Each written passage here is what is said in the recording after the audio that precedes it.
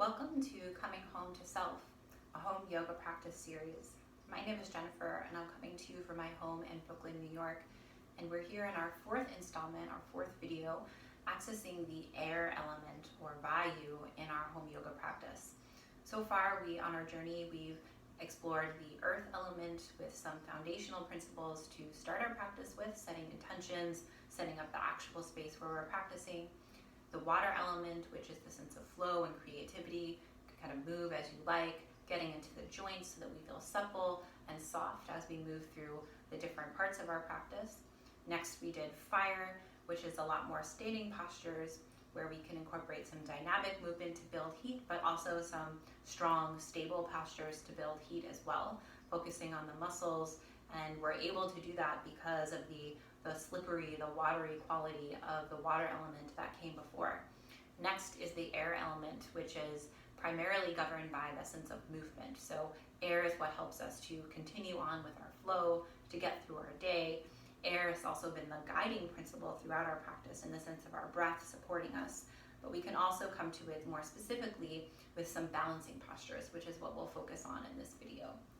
So coming to our standing position, we'll do a couple of different kind of versions of standing posture, balancing postures, and some of my favorites being Ardha Chandrasana, half moon pose, and then we'll explore some more traditional inversions and some supported inversions. So we'll do a little bit of setup for an Ardha Chandrasana sequence. So we'll start at the front of our mat. We'll sit down into a chair pose, and then exhale to fold over the legs. And the air element, like I said, is always incorporated into our practice. We're just keeping it very simple here for the purposes of showing the arm balance, the regular balance. So bringing the hand onto a block and then coming into a Parshvottanasana. So letting the hand be outside so that you feel a tension between the arm and the bottom leg.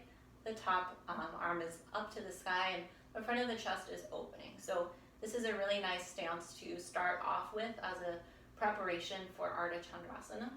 You can also start in a triangle pose, again using the block as support.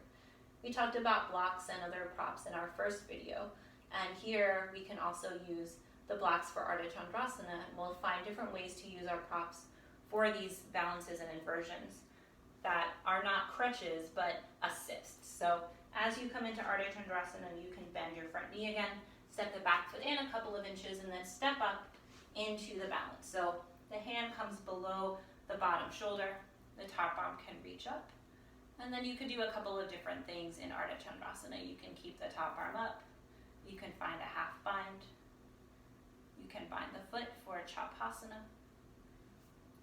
Wherever you are in your Ardha Chandrasana, you want to really feel this bottom leg externally rotating. So there's a sense of the inner thigh wrapping forward. The top leg is also not physically externally rotating, but there's a sensation and action of external rotation, and the leg is a little bit forward of the hip. It's not going way, way back. And then you'll reach your arm up. And then you'll step back into a warrior two, and come on back.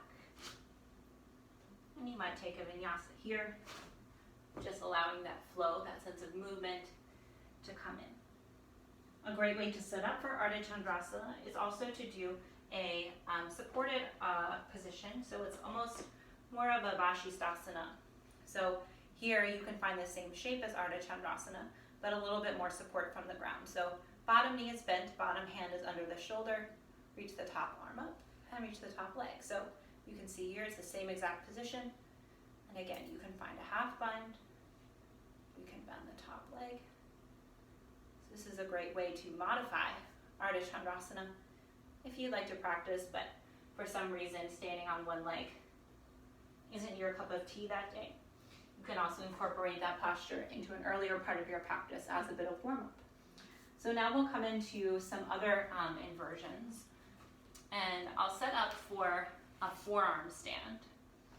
So I like to use a block for my forearm stand and use it this kind of the skinny way. So I like to set it up at the narrowest facet with the outer edges of my palms just pressing in, my palms are pressing into the block, but then the pinky side of my hand is pressing down. the forearms are right on the ground underneath my shoulders. And I first come up into a dolphin pose. So dolphin pose is a lot of work in and of itself. So you can always practice staying here. Feeling the ground again, the earth element. Feeling the support of the water element in the shoulders. A sense of fire as the core firms in to hold you in this upright position. And of course air in your breath, which is fanning that fire. You can also start to add some movement, add some lightness by kicking one leg up and then the other. You can be really gentle here, just exploring. If you're at home, you can always use a wall to explore your inversions. And then if you wish, you can start a little bit hopping. So I step one foot forward a little bit, I reach one leg up, and then I hop. You don't have to be too ambitious here. It's really just about getting some air time, getting the feeling of movement in this inverted position, changing the perspective of how we can move. And then we always want to rest after our inversions in a child's pose or a downward facing dog to help to traction the spine and release any tension from the neck. Another great way to think about inversions is to take a supported inversion. So I'll set up for a supported shoulder stand.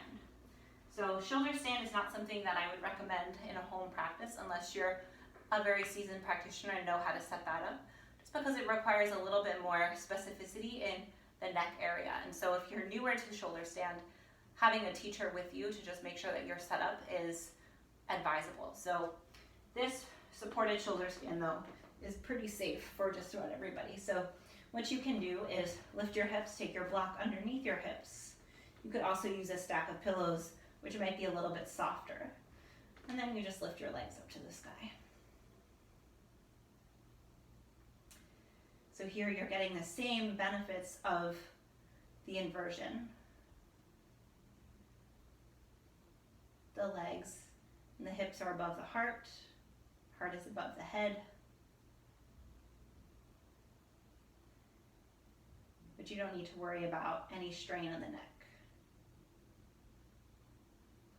And here the movement quality of air is being reversed. So the movement of lymph and all of that fluid in the legs is helping to come down towards the heart where it's recirculated and kind of purified.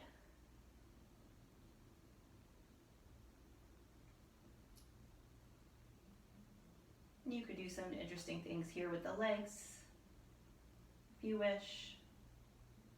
Or you could always set this up against a wall, which is really nice. Good. So coming down off of that, and that's our air element. So as a transition between our air element and our space element, we can also talk about air in a more literal way with pranayama. So I usually reserve pranayama for the end of my practice, but since we're talking about air, we can talk about it now. So I'll set up with in virasana for this demonstration because I think it's a more sustainable posture for any kind of pranayama practice. As we've been moving through our vinyasa sequence, we've been talking about ujjayi breath, ocean sounding breath, and so that's a wonderful thing to just sustain and continue on throughout pranayama practice at the end of your yoga sequence. So ujjayi, for those of you who don't know, is just very simple breathing in through your nose and out through your nose, and there's a little constriction at the back of the throat. So inhaling, exhale, inhale, exhale. And with ujjayi, you can play with the duration of your breath. So you can keep even breath, samavriti. You can keep a longer exhalation, or you can play with square breathing, where you breathe in for a certain number of counts, say 4 or 6. You hold that breath, you breathe out, and then you hold that breath. So kind of makes a square with your breath, and we can practice that now together. So I'll start with 6 counts. Breathing in, 2, 3, 4,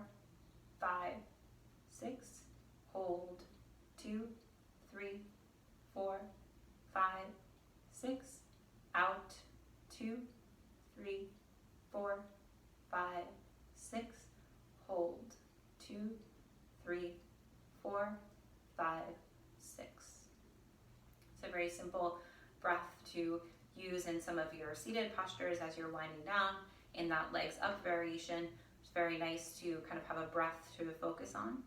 And the last breath practice that we'll talk about together is Nadi Shodhana, or alternate nostril breathing, which is a really amazingly universal pranayama for a number of different health conditions.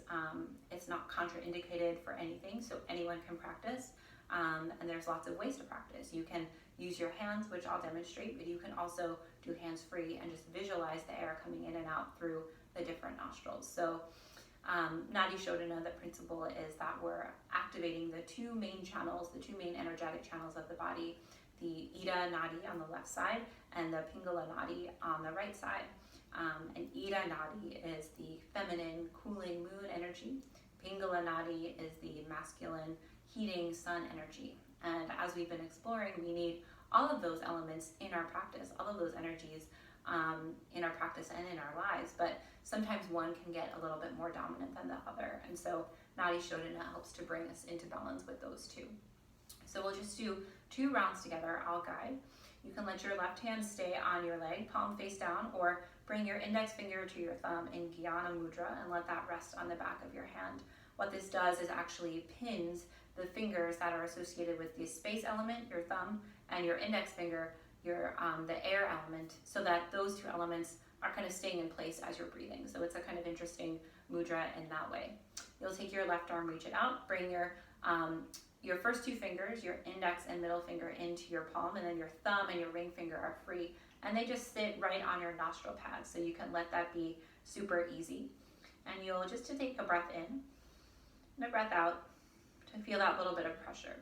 So that as you inhale, you'll plug your right nostril with your thumb, breathe in through the left, and then switch to breathe out. Breathe in through the right now, and breathe out through the left.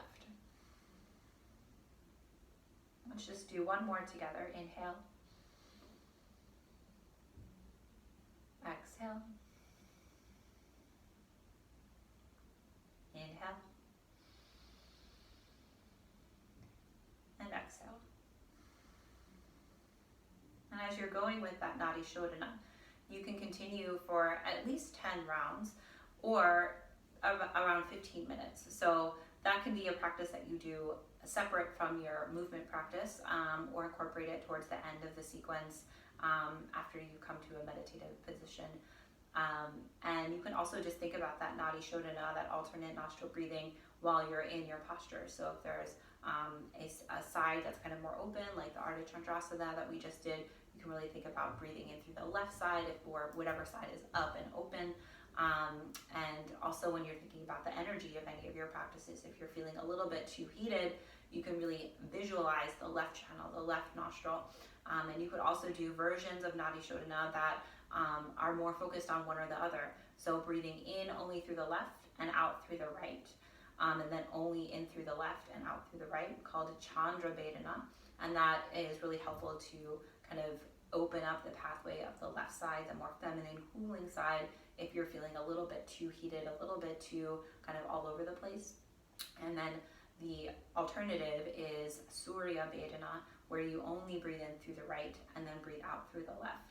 Only breathe in through the right and out through the left. And that helps to bring a little bit more vigor, a little bit more activation, a little bit more energy if you're feeling kind of sluggish or heavy in the body or the mind. So those are a couple ways to work with the breath in a more explicit fashion.